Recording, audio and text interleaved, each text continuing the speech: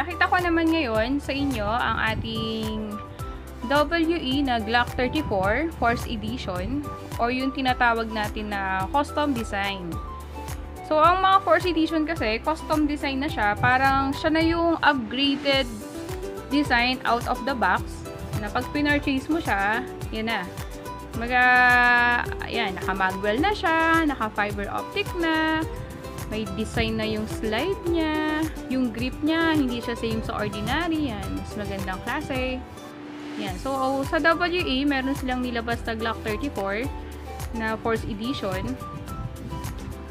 na, ayan na, pag binili mo siya, upgraded na siya.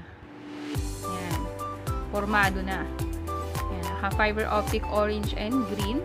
Yung kanyang inner barrel, gold. Yan, naka-magwell. Okay? Kasi ang ordinary Glock 34, pag yung standard niya, ganito eh. Ha? Yan. Ito yung standard na Glock 34. Diba, naka-white dot lang yung kanyang sight. Yung grip niya, ordinary. Wala siyang magwell. Yung barrel niya, plain black. Compare mo sa custom design o yung Force Edition na custom design, ayan, yeah. Out of the box si Force Edition talagang formado na.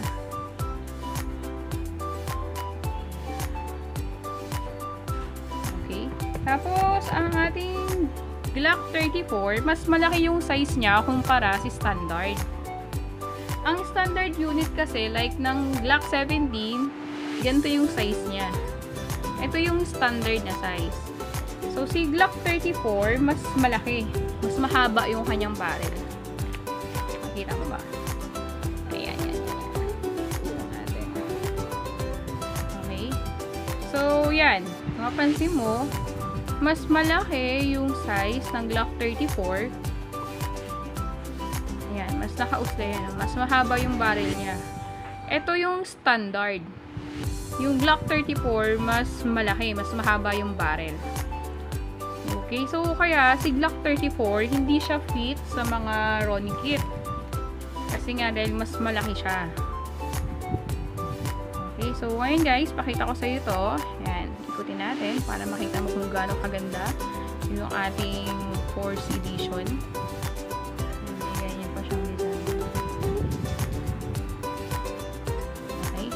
Itong Force Edition na to ay order ni Sir Marvin. Hi Sir Marvin, shout out sa'yo. So, check muna natin yung unit mo before natin siya process for packing para ma-process na din natin yung shipping niya. Okay. Ayan. So, pag bumili ka na itong Force Edition, meron siyang kasamang beaver tail. Yung beaver tail niya, dito siya nilalagay. Ayan. Diyan siya. Para ano siya eh, pag nag-grip mo siya, pag in-grip mo siya, mas mahawakan mo siya ng maayos. Kung ito kasi, pwede mo lagay yung kamay mo dito para, kasi pag puputok siya, may recoil eh, may ganon. Ito, ang purpose na ito, pwede mo siyang ma-down, pwede mong malabanan yung pag-recoil niya. Mas mabilis kang makakabalik sa pag-aim mo. So, ganon lang naman. Ito, may kasama siyang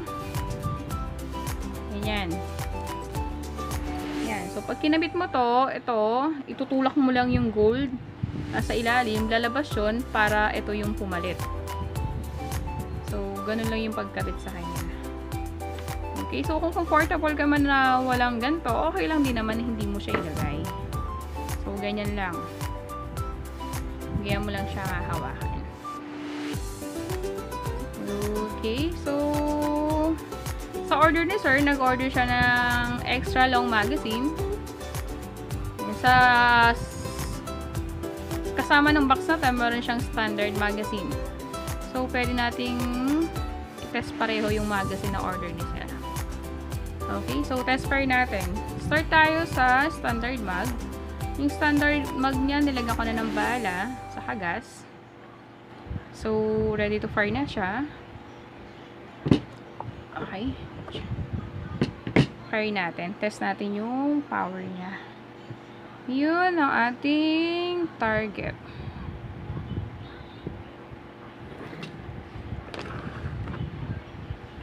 So, start tayo sa standard magazine. Ayan. So, for safety, lagi tayo naka-trigger, finger out. So, maghahawak tayo ng barrel. Kailangan to, dyan, nasa pinakamataas. Para mahawakan natin siya ng maayos. Ganyan. Ganyan.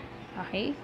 And same for safety, lagi nakaganyan yung daliri. Huwag natin itututok sa pwedeng merong masaktan or masira. So, ganyan lang siya lagi. Lagi lang siyang nakatutok sa target. Okay? So, test fire natin. Check muna natin yung chamber.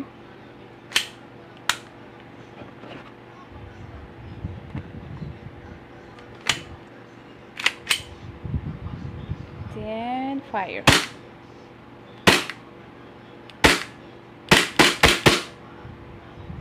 Okay? So, yun. Ayan. Ang ganda ng barrel niya. Color gold.